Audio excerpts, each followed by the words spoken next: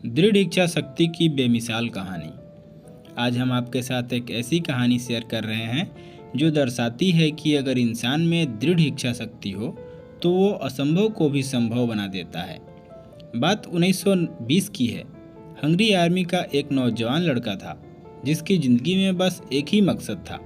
उसका मकसद था दुनिया का सबसे अच्छा पिस्टल शूटर बनना। अपने लक्ष्य को प्राप्त करने के लिए वो दिन रात मेहनत करता, घंटों प्रैक्टिस करता और इसी का परिणाम था कि वो अपने देश के टॉप पिस्टल शूटर में गिना जाने लगा। सन 1938 में 28 साल का होते होते उसने देश विदेश की कई शूटिंग चैंपियनशिप जीत ली थी और सभी को यकीन हो चला था कि दाएं हाथ का ये निशानेबाज 1940 के टोक्यो ओलंपिक में गोल्ड मेडल जीत कर ही दम लेगा। लेकिन होनी को तो कुछ और ही मंजूर था।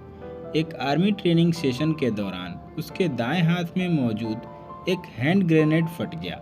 इस हादसे में उसने अपना दायां हाथ गंवा दिया और इसके साथ ही उसका ओलंपिक गोल्ड मेडल जीतने का सपना भी चकनाचूर हो गया।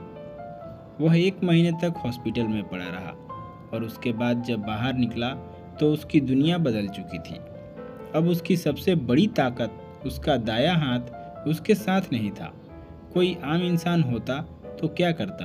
अपने भाग्य को कोसता, लोगों की सिंपैथी लेने की कोशिश करता या लोगों से कटने लगता। मैं भी डिप्रेशन में चला जाता और अपने ज़िंदगी के मकसद को भूल जाता। लेकिन बचपन से ही दुनिया का सर्वश्रेष्ठ शूटर बनने का सपना देखने वाला वो लड़का तो किसी और ही मिट्टी का बना था। बाकी लोगों की तरह उसने ये नहीं सोचा कि उसने अपना वो हाथ खो दिया है जिसे दुनिया का सबसे अच्छा शूटिंग हैंड बनाने में उसने दिन रात एक कर दी।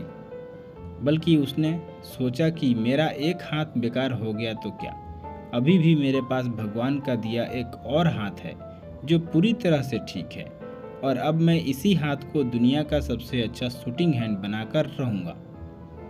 और अपने इसी एटीट्यूड के साथ वो एक बार फिर शूटिंग प्रैक्टिस में जुट गया और असंभव को संभव बनाने की कोशिश करने लगा।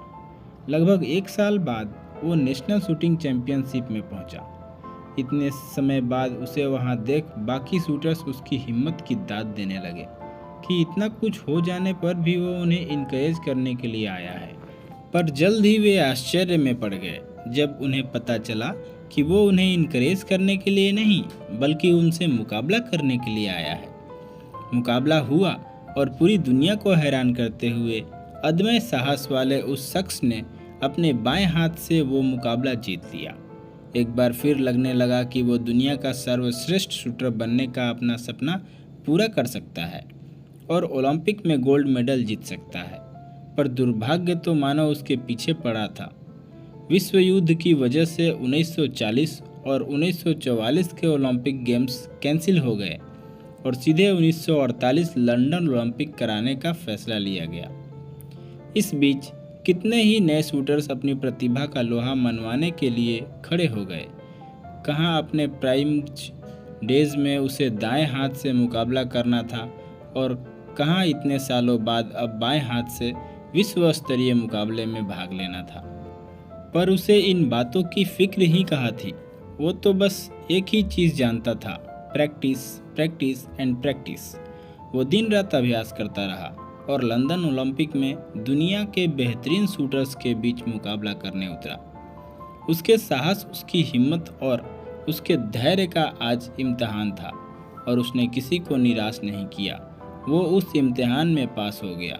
उसने गोल्ड मेडल जीत लिया। दोस्तों, उस लड़के का नाम था कैरोली टेकाश और उसकी ये अनबिलीवेबल स्टोरी हर उस शख्स के लिए एक बहुत बड़ा संदेश है जो जरा सी परेशानी आने पर हार मान लेते हैं, जो अपनी असफलता के 50 कारण गिनाने में आगे रहते हैं पर सफल होने की एक भी वजह नहीं बता पाते। फ्रेंड्स, दुनिया में बस एक ही इंसान है जो आपको कामयाब या नाकामयाब बना सकता है और वो इंसान आप खुद हैं। सफलता के संघर्ष में जब भी आपको लगे कि आपके साथ कुछ बुरा हुआ तो एक बार उस एक हाथ वाले पिस्टल शूटर के बारे में ज़रूर सोचिए और खुद ही डिसाइड करिए कि क्या ये अपना एक हाथ खो देने से भी बुरा है।